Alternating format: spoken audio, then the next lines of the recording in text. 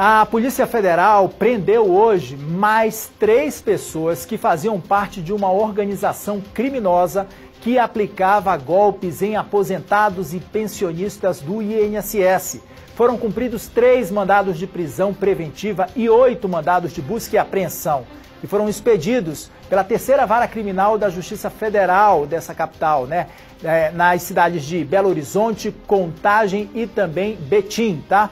O grupo criminoso atuava criando pessoas fictícias, falsificando certidões de nascimento, documentos de identidade e comprovantes de residência para fraudar o INSS. A maioria das fraudes envolvia benefícios assistenciais para idosos de baixa renda. 10 idosos se passaram por 40 pessoas fictícias e os fraudadores recebiam valores indevidos por quase 20 anos. A investigação identificou os membros do grupo que poderão agora responder pelos crimes de estelionato qualificado e associação criminosa. O prejuízo causado à União, aos cofres públicos, ultrapassa 11 milhões e meio de reais. E a operação evitou um prejuízo adicional superior a 5 milhões aos cofres públicos. O presidente, inclusive, do INSS diz que o ressarcimento de aposentados e pensionistas será feito via benefício, tá, gente? Segundo Gilberto Valer Júnior, o recurso será repassado, então, esse dinheiro vai ser repassado na mesma conta onde ele é depositado, onde é depositado esse benefício do previdenciário. Esse pagamento ainda não começou. Não existe nada de Pix, não tem nada de depósito em conta, nada de sacar dinheiro no banco, tá? Os aposentados e pensionistas devem receber esse dinheiro pela mesma conta que é depositado o benefício ao previdenciário. Então, esse é um alerta, inclusive, que o INSS tem dado sobre esse assunto.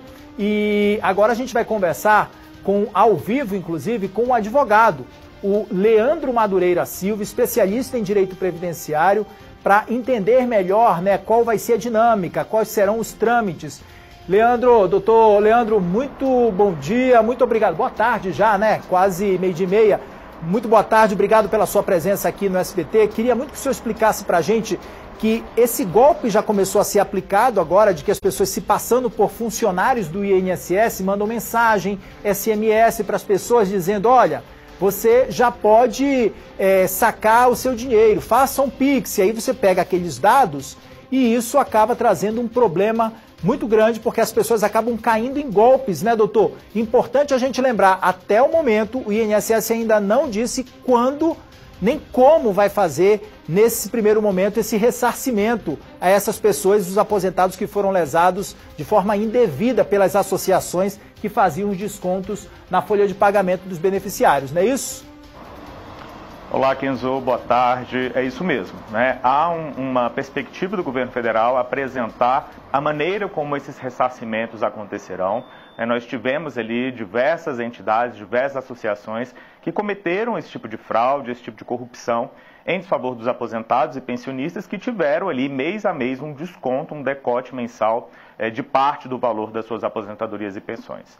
Então o governo federal já se comprometeu a fazer esse ressarcimento, a devolver esses valores que foram descontados indevidamente. Então agora a gente precisa aguardar para saber se de fato isso vai acontecer, se esse valor vai ser devolvido em sua integralidade, se haverá aplicação de juros e correção monetária e, eventualmente, caso isso não aconteça ou caso a gente consiga identificar algum desses aposentados e pensionistas que tem algum prejuízo efetivo, para além, óbvio, da diminuição da sua remuneração, para que se faça uma ação de dano moral previdenciário, enfim, que se busque o Poder Judiciário para tentar reparar esse problema. Doutor Leandro, importante a gente lembrar, as pessoas já entram agora com alguma ação contra o governo ou não? É importante que as pessoas esperem os desdobramentos, do que vai ser feito a partir de agora. Vamos trazer esse serviço para as pessoas que estão em casa?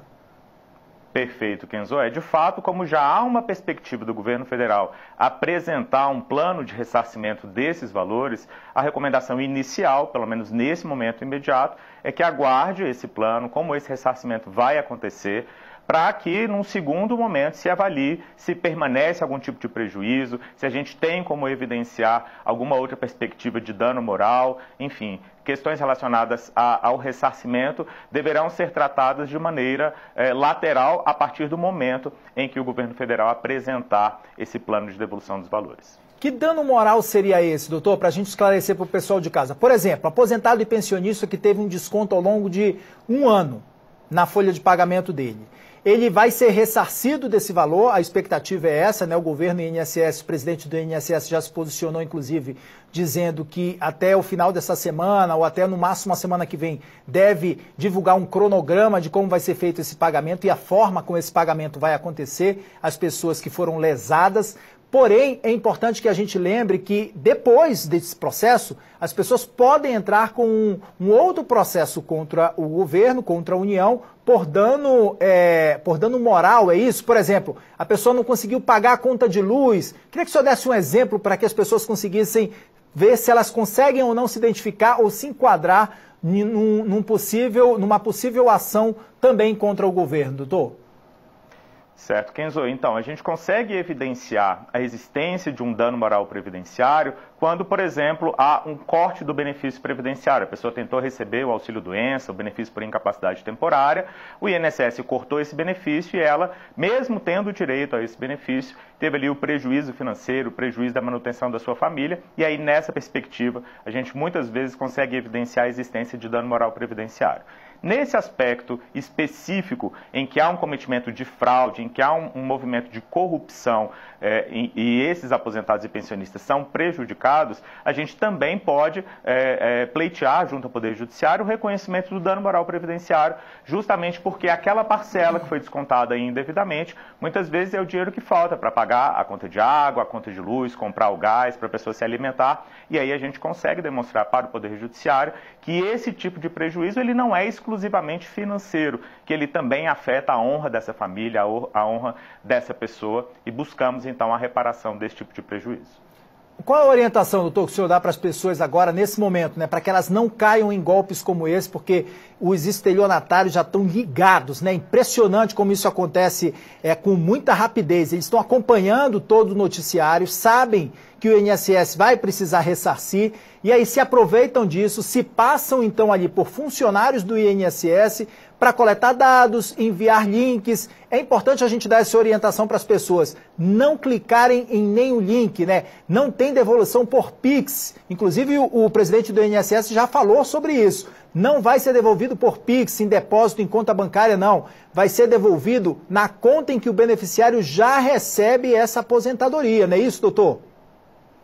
Isso mesmo, Kenzo. É super importante que a população esteja ciente de que há toda uma movimentação relativa à aplicação de golpes. O INSS é um dos órgãos que mais tem vítimas caindo nesse tipo de golpe, sobretudo porque são pessoas aposentadas, pessoas que muitas vezes têm uma condição de vida um pouco mais humilde, não têm o conhecimento suficiente, né, e acabam sendo levados ali por esse tipo de quadrilha. Então é importantíssimo que as pessoas fiquem atentas aos aplicativos de mensagem, que não cliquem em links, que não forneçam os seus dados pessoais, número de identidade, número do cartão do banco, CPF. Isso é dado pessoal, a pessoa não pode fornecer sem ter certeza absoluta de quem está recebendo essa informação.